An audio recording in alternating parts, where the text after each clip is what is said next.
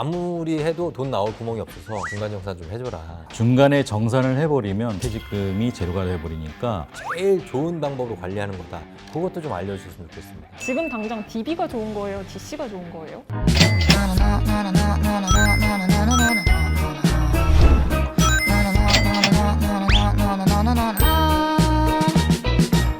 안녕하세요. 평생월급 프로젝트 조우종입니다. 오늘도 송인근 부장님 그리고 시골지와 함께 퇴직연금에 대해서 알아볼 텐데, 평생 여러분들이 월급을 받을 수 있는 평생월급, 바로 퇴직연금이에요. 자, 송인근 부장님, 시골지님 반갑습니다. 야, 시골집 벌써 너 방송국에도 진출을 했냐? 고시지 다 됐다. 애들이 엄청 부러워하더라고요. 정말 치명적인 유혹, 중간 정산의 유혹에 대해서 알아보도록 하겠습니다. 40대 분들 오늘 주목해서 보셔야 되는데, 40대쯤 되면 돈 쓸 일이 굉장히 많아지잖아요. 중요한 거는 내 집을 좀 마련하고 싶다는 생각도 들고, 50대 이루고 싶은 목표 있습니까? 서울에 제 집을 꼭 갖고 싶어요. 제가 예전에 전세 보증금을 갑자기 올려달라고 그러는 거예요. 전세보증금 올리는 단위는 막 1,000만 원씩 올리잖아요. 근데 그 돈이 없어서 그때 제 퇴직금을 중간 정산을 했구나. 그때 이제 저는 정말 고민을 하다가 아무리 해도 돈 나올 구멍이 없어서 저희 인사과에 친한 동기한테 중간정산 좀 해줘라. 말리더라고.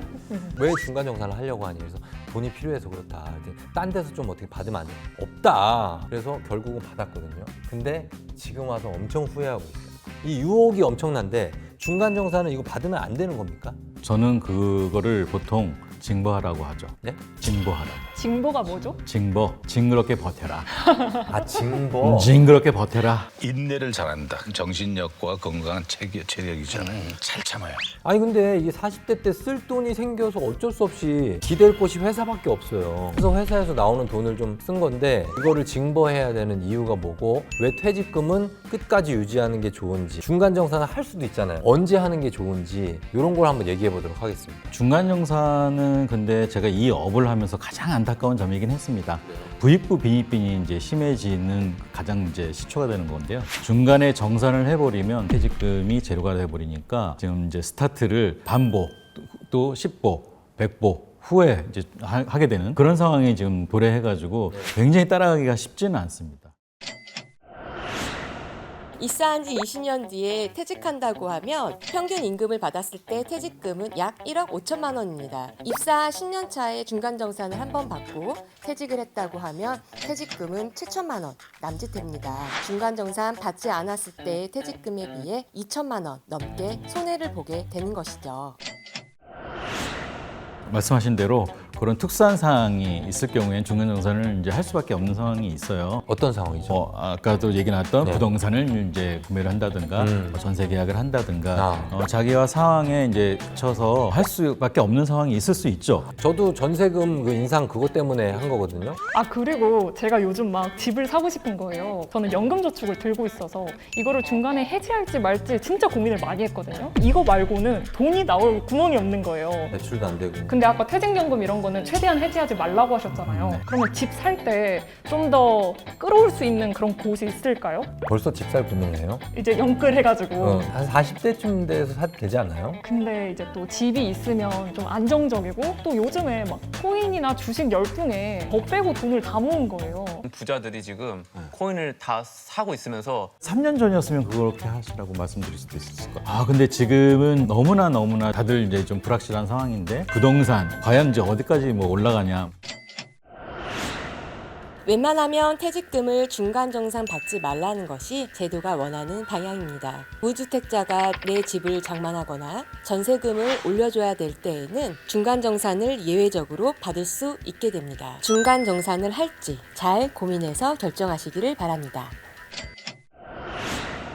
이 퇴직금을 어떻게 관리하면 제일 좋은 방법으로 관리하는 거다. 그것도 좀 알려주셨으면 좋겠습니다. 판넬이 등장했습니다. 영어가 갑자기 나왔네요. Defined. 발음 좋으신데요? Defined benefit. 미리 정해진 받을 퇴직금. 거꾸로 받을 퇴직금이 미리 정해졌다. 이것은 기존에 우리가 이제 퇴직금하고 동일한데요. 퇴직금 계산하는 방법은 최종 3개월에 임금에다가 자기가 근속한 연수를 곱하는 이런 이제 그 수식으로 계산이 됩니다. 연간의 임금 상승률이 5%가 됐을 때 요 직급이 되고 25년 차 때 838만 원이 된다. 다 곱해 봤더니 최종적으로 838만 원의 평균 임금에 저희가 이제 25년을 이제 근무를 했으니까 네. 25년을 곱하면 2억 5천만 원이 된다. 아니 사실 연간 임금 상승률이 5%라고 적혀 있는데 네. 실제로 요즘 막 2%, 3% 이러거든요. 되게 엄청 많이 버는 것 같아요. 그리고 defined contribution, 회사가 지급하는 퇴직금이 미리 정해져 있다.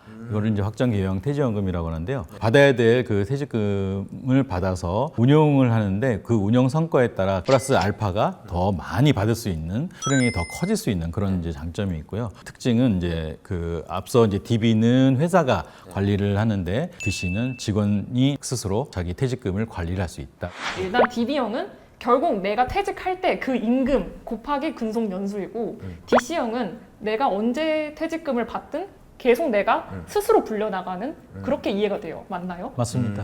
어떻게 확정 급여형으로 할지 기여형으로 할지는 본인의 선택인데 문제는 일단은 확정 급여형으로 했을 때 중간 정산을 한다고 할 때 퇴사 직전에 3개월 평균을 냅니까? 네, 맞습니다. 급여를? 네, 그러면 그 급여가 가장 높을 때에 받는 게 좋잖아요. 그렇죠. 그죠? 네. 가장 높은 시점이 퇴사 직전이 아닐 수도 있다는 거죠. 그러면 그거를 언제 받아야 되는지 그것도 좀 알려주시죠. 방금 말씀해 주신 것처럼 임금 정점일 피크일 때 중간 정산을 받는 게 아니라 네. DC로 받는 거죠. DC로 전환을 하는 거죠.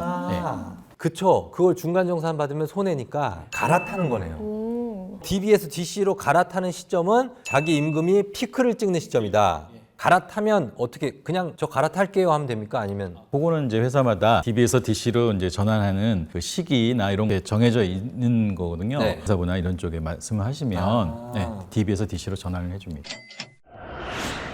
임금 상승률과 투자 수익률 어느 것이 높으냐에 따라 적절한 전환 시점이 달라집니다. DB형이냐 DC형이냐 결정을 해야 할 때 가장 중요한 것은 바로 임금 상승률이죠.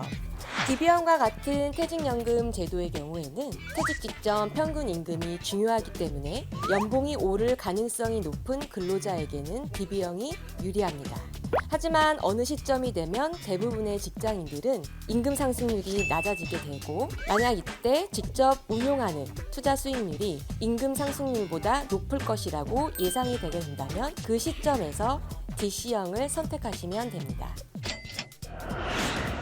부장님, 근데 저는 사실 임금 피크제랑은 좀 거리가 아직은 먼데 그러면 지금 당장 DB가 좋은 거예요? DC가 좋은 거예요? 초기에는 DB가 좋다고 말씀할 수가 있어요. 왜냐하면 그 임금 상승률이 보통 사원에서 대리로, 대리에서 과장으로 승진을 하잖아요. 그럼 그때 가장 많이 임금이 상승돼요. 근데 올라가면 올라갈수록 인생살이 힘들잖아요. 저보고 창구관리나 하라고요? 내가 뭘 잘못했다고요? 내가 늙었다고요? 승진도 하기도 힘들고, 힘들고. 임금 상승률을 쫓아갈 수가 없습니다. 아 그래요. 10년 이후부터는 이제 본인이 생각을 해서 DC로 갈아타는 게 좋겠다. 회사마다 DB만 되는 데가 있고 DC만 되는 데가 있거든요. 그럼 회사에서 DB를 하더라도 제가 마음대로 DC로 옮길 수도 있나요? 마음대로는 못합니다. 이게 회사마다 이제 정해져 있는 그 룰이 있어가지고 DB에서 DC로 이제 가려면 금융회사를 선택을 해야 되거든요. 그거를 이제 회사마다 계약을 맺고 해야 되는 부분이 있기 때문에 네, 정말 솔직히 고백하면 DBDC가 뭔지 몰랐었습니다. 근데 여러분 이거 보고 아시게 됐다면 갈아타시는 기회, 나한테 맞는 게 어떤 거였지 선택하시는 기회가 될 것 같습니다. MB뉴스 좋아요, 구독, 알림 설정까지 부탁드립니다.